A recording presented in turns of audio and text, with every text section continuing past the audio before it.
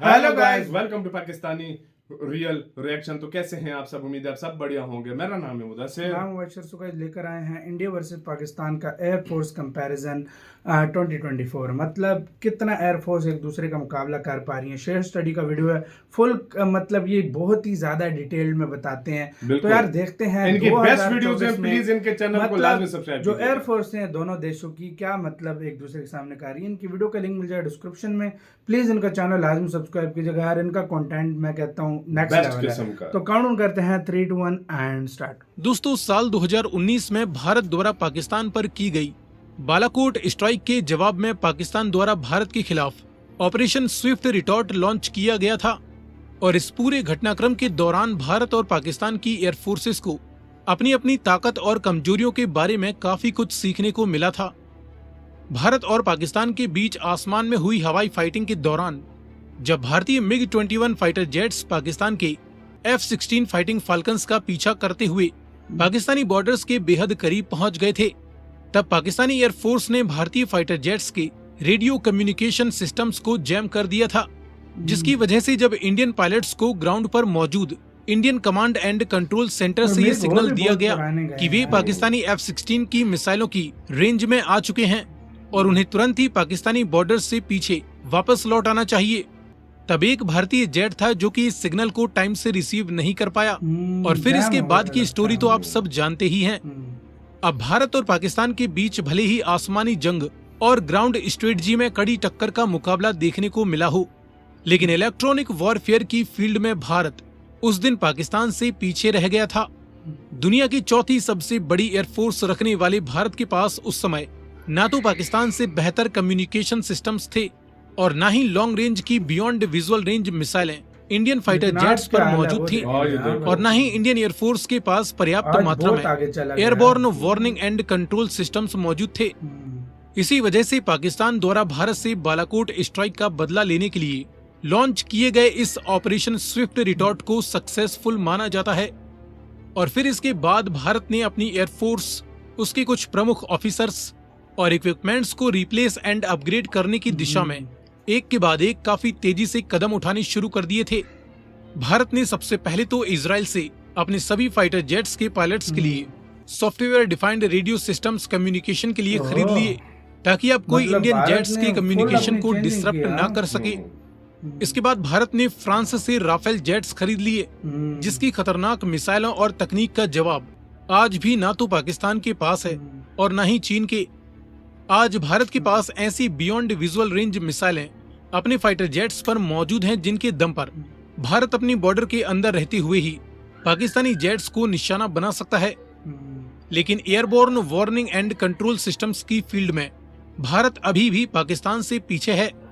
आसमान में 360 डिग्री निगरानी रखने वाले ये रडार सिस्टम्स फिलहाल भारत के पास केवल 3 ही एक्टिव कंडीशन में है और 6 के निर्माण पर अभी काम ही चल रहा है। अगले साल तो वहीं पाकिस्तान के पास फिलहाल 10 सिस्टम्स एक्टिव कंडीशन में हैं और कुछ और छोटे छोटे जेट्स भी इनके पास इसी काम के लिए मौजूद हैं। इसके अलावा यदि बात करें आज की पीढ़ी के advance 5th generation fighter jets की, तो इस फील्ड में भी जहां भारत साल 2035 तक अपना पहला 5th जनरेशन जेट प्राप्त कर पाएगा, तो वहीं पाकिस्तान न सिर्फ तुर्की के साथ मिलकर साल 2030 से पहले ही अपने खुद का 5th जनरेशन फाइटर जेट हासिल कर लेगा। और यही नहीं बल्कि जल्द ही पाकिस्तान चीन से FC-31 या J-20 स्टेल्थ जेट्स को भी हासिल करने की कोशिश कर रहा है। भारत एक तरफ जहां अपने होममेड लाइट कॉम्बैट एयरक्राफ्ट तेजस के लिए अब तक कोई बाहरी खरीदार नहीं ढूंढ पाया, यहाँ तक कि इंडियन एयरफोर्स के लिए भी निर्माण किए जाने वाले फाइटर जेट्स के प्रोडक्शन में इसकी कंपनी HAL काफी ज्यादा डिले कर रही है। तो वहीं पाकिस्तान के JF-17 फाइटर जेट्स लगातार बिकते जा रहे हैं, जिसकी अपग्रेडेड यूनिट्स का निर्माण भी पाकिस्तान द्वारा समय समय पर किया जाता रहता है। हम सब कब से सुनते आ रहे हैं कि भारत MRCA प्रोजेक्ट के अंडर 114 फाइटर जेट्स खरीदने वाला है, लेकिन इस पर अभी तक कोई खास रिजल्ट निकल कर नहीं आया है। साथ ही रशिया के Su-57 5th generation fighter jet के प्रोग्राम को छोड़ने के बाद अब केवल American F-35 5th generation stealth fighter jet ही है जिसे भारत अर्जेंट बेसिस पर खरीद सकता है। कहा जा रहा है शायद लेकिन रशिया और अमेरिका की दुश्मनी के चलते भारत को ये सिस्टम मिलना बेहद मुश्किल लग रहा है। ऐसे में पाकिस्तान भले ही इकोनॉमिकली भारत के सामने काफी कमजोर हो, लेकिन मिलिट्री की फील्ड में वह भारत की आंख से आंख मिलाकर खड़ा नजर आ रहा है।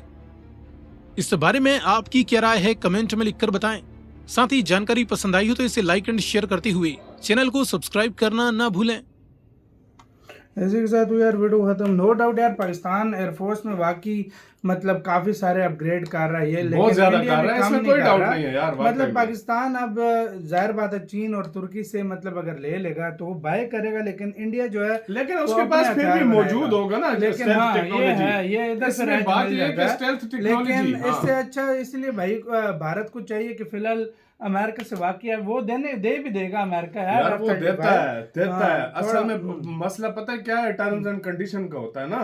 इंडिया चाहे तो अब वो कल, और इंडिया के पास इतना पैसा है कि कल चाहे कि 500 जहाज ले सकता है भारत में फंड्स भी हैं, लेकिन वो वाकई वो अमेरिका जो है इंडिया पता है थोड़ा पीछे क्यों हट रहा है। उसकी मेन वजह जो मुझे समझ आ रही है, बाकी का मुझे नहीं पता, मुझे जो समझ आ रही है, इंडिया जो अपना एम का बना रहा है ना, अगर इंडिया ने स्टेल्थ टेक्नोलॉजी की विमान खरीद ली है, उनका वो डिले हो जाएगा। इनका मेरी बात समझ रहे हो ना, वो एम का थोड़ा डिले हो जाएगा, और इस वजह से इंडिया चाहता है कि जल्द से जल्द। भारत ने फिलहाल थोड़ा न्यूट्रल सी पॉलिसी बनाई हुई है फिलहाल। ना भारत किसी से पंगा ले रहा है, ना भारत को इससे कोई पंगा ले रहा है। देखा जाए तो चाइना भी शांत, और इतना पाकिस्तान के लिए तो इतना माल है भारत के पास के वो तो आपको पता है कुछ भी नहीं, लेकिन मसला चाइना के साथ हो सकता है। मैं अब भी बोलता हूँ, मैं पहले भी बोलता था, मैं अब भी बोलता हूँ, पाकिस्तान और इंडिया का कोई मुकाबला नहीं है। सीरियसली देखो असल प्रॉब्लम इंडिया के लिए चाइना है, तो चाइना के लिए वाकई भारत को ये चीजें चाहिए होंगी। सही बात है। और सीधी सी बात है, हमारे जो पूर्व आर्मी चीफ गुजरे, उन्होंने उनके ये था कि हमने आइंदा 100 साल तक कोई लड़ाई नहीं करनी। भाई हम लड़ाइयां कर के थक चुके हैं। सही बात है, सीधी सी बात उस दिन हमारे अभी के आर्मी चीफ ने बोला कारगिल में भी वो मतलब एक तरह से गलती थी। देखा जाए तो मतलब हमारी गलती थी, उन्होंने मतलब एडमिट किया। तो मतलब पाकिस्तान मुझे नहीं लगता कि ना हम कोई अफोर्ड ये चीज कर सकते, बिल्कुल नहीं कर सकते। तो हमारे सबसे बड़ा हमारे अपने इंटरनल मैटर IMF से बेल निकाले थे, इमरान खान ने अलग रोला मचाया, उसको निपटाए। उधर से औरों का और रोल है, जो अपने कभी BLA का रोल है, कभी TTP का रोल है, हमारे इतने रोल हैं भाई, हम तो। लेकिन फिर भी अगर देखा जाए ना तो इंडिया को 1-2 साल के अंदर स्टेल्थ टेक्नोलॉजी इंडिया के पास, बाकी देखो स्टेल्थ ड्रोन के ऊपर इंडिया काम कर रहा है, हर चीज पर इंडिया काम कर रहा है। लेकिन वो भी बहुत जल्द स्टेल्थ टेक्नोलॉजी अगर इंडिया चाहे ना यार, मैं तुम्हें बता रहा हूँ 500 विमान खड़े कर सकता है, लेकिन इंडिया के लिए, लेकिन इंडिया थोड़ा टाइम ले रहा है। तो आपका क्या कहना है, अपने कमेंट सेक्शन में दें। सारे मामले के ऊपर अपना बहुत ज्यादा ख्याल रखना। तो यार